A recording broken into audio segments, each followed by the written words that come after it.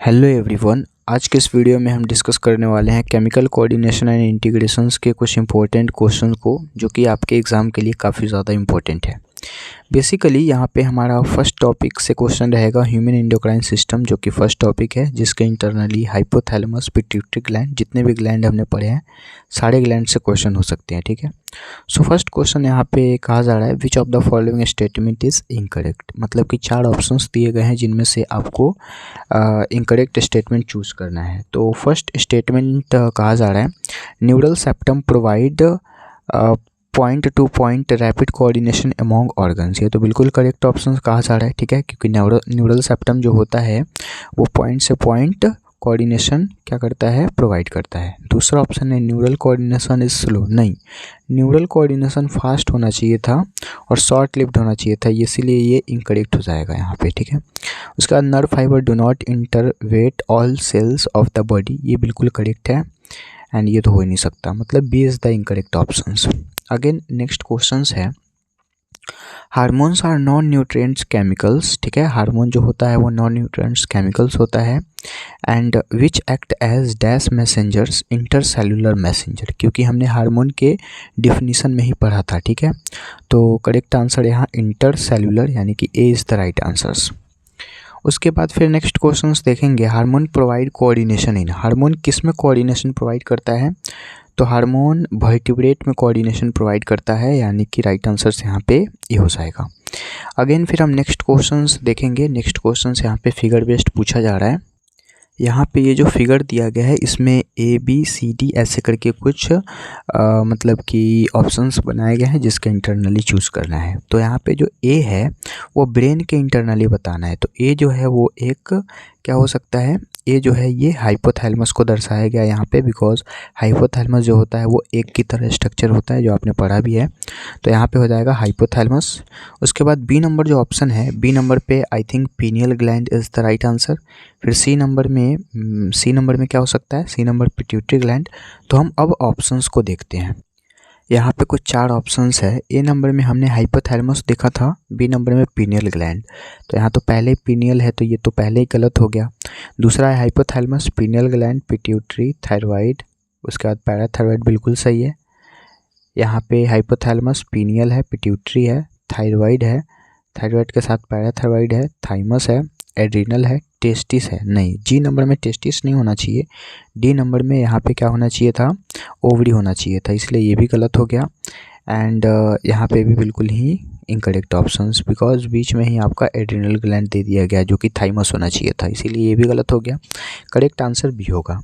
Again फिर हम आगे 5 नंबर क्वेश्चन देखेंगे हाइपोथैलेमस इज द। हाइपोथैलेमस क्या होता है, तो हाइपोथैलेमस जो होता है वो डायनसेफ्लॉन का बेसल पार्ट होता है, जो हमने मतलब कि हाइपोथैलेमस के डिफिनीशन में भी पढ़ा था। Not a interior part of the diencephalon, ये गलत हो गया, इंटीरियर पार्ट नहीं होता। डायनसेफ्लॉन का पोस्टीरियर भी नहीं होता, डायनसेफ्लॉन का इंटीरियर पार्ट भी नहीं होता है, ये बेसल पार्ट होता है, इसीलिए करेक्ट आंसर भी हो जाएगा।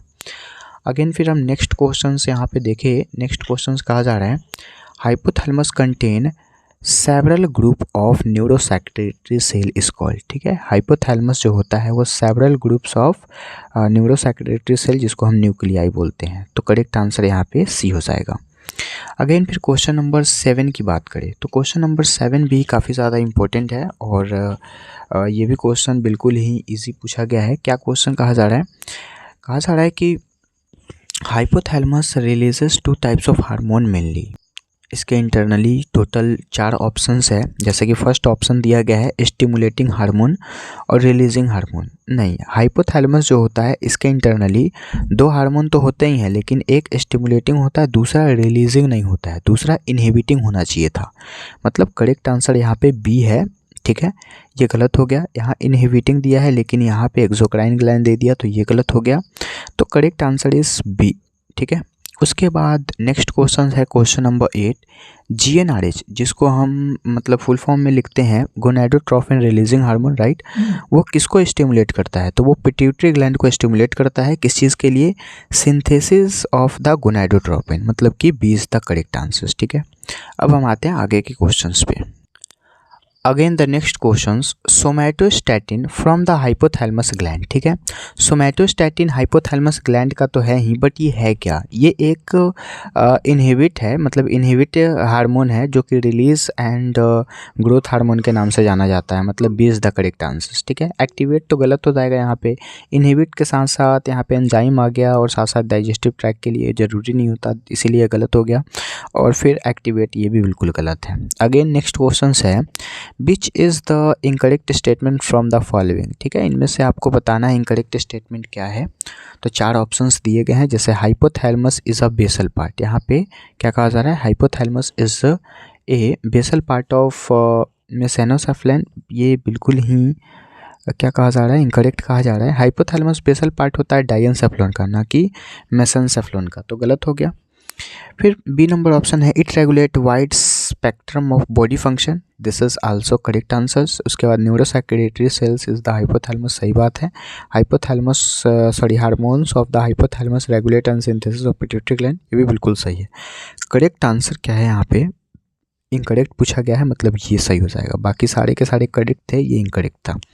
अगर फिर नेक्स्ट क्वेश्चन से यहाँ पे कहा जा रहा है, which is the next question है, the posterior pituitary gland is not a true endocrine gland because, मतलब पोस्टेरियर पिट्यूटरी ग्लैंड जो होते हैं वो एक ट्रू, मतलब कि एक अच्छा सही इंडोक्राइन ग्लैंड नहीं होता है। क्यों नहीं होता है, इसका क्या कारण है? तो it is provide with a duct, नहीं, ये पोस्टेरियर पिट्यूटरी के इंटरनली डक्ट होते हैं, बिल्कुल सही बात है यहाँ पे। दूसरा नंबर ऑप्शन है, it only store and release hormone, ये बिल्कुल करेक्ट हो सकता है, क्योंकि यही एक रीज़न हो सकता है पोस्टेरियर पिट्यूटरी के अच्छा, मतलब कि इंडोक्राइन ग्लैंड नहीं होने का कारण, क्योंकि वो स्टोर और रिलीज़ करने लगता है हार्मोन को। ओनली लिखा हुआ तो ओनली नहीं होना चाहिए ना, वो सब करता है, राइट। अगेन फिर नेक्स्ट क्वेश्चन यहाँ पे है, the pituitary gland is located in a body cavity, ठीक है, बिल्कुल सही बात है। पिट्यूटरी ग्लैंड बॉडी कैविटी में लोकेटेड होता है, dash and attach to the dash by the stalk, ये कहलाता क्या है? तो ये सेला टर्सिका कहलाता है। और ये किस चीज़ से अटैच्ड होता है? तो ये हाइपोथैलेमस से अटैच्ड होता है, मतलब यहाँ पे मिड ब्रेन गलत है, फोर ब्रेन गलत है, हाइपोथैलेमस यानी कि सी इज़ द करेक्ट आंसर, ठीक है। अगेन फिर हम नेक्स्ट क्वेश्चंस यहाँ पे देखें, ये एक फिगर बेस्ड क्वेश्चन है जहाँ से A B C and D करके क्वेश्चन पूछा गया है। तो ए जो है आप फिगर में भी देख सकते हैं, ए नंबर में क्या हो जाएगा, ये एक हाइपोथैलेमस है, यहाँ पे हाइपोथैलेमस का रीजन होता है। अब बी वाले पार्ट में जो कि ये जो बनाया गया है इसके बीच में, ये भी एक मतलब कि हाइपोथैलेमिक न्यूरॉन कहलाता है, जो कि एक सिग्नल देने का काम करता है। और फिर सी नंबर में बीच में ये एक पोर्टर सर्कुलेशन होता है, और लास्ट में पोस्टेरियर यानी कि पोस्टेरियर पिट्यूटरी, ठीक है, मतलब B is the correct answers, क्योंकि यहाँ पे ये ऑप्शंस मैच हो रहा है। अगेन फिर नेक्स्ट क्वेश्चन है, parse intermedia is the part of, parse intermedia किसका पार्ट है, ठीक है। तो आपने पार्स इंटरमीडिया और मतलब पार्स इंटरमीडिया आपने लास्ट में पढ़ा था, जो कि न्यूरो हाइपोफिसिस के लिए था। एडिनो हाइपोफिसिस के लिए आपने क्या पढ़ा था, उसके इंटरनली आपने पार्स डिस्टिल और पार्स एक और पढ़ा था, ठीक है। मतलब यहाँ पे राइट आंसर्स ये हो जाएगा। पार्स इंटरमीडिया जो होता है वो एडिनो हाइपोफिसिस का होता है, न्यूरो हाइपोफिसिस में पार्स डिस्टिल और एक और जो आता है वो होता है, ठीक है।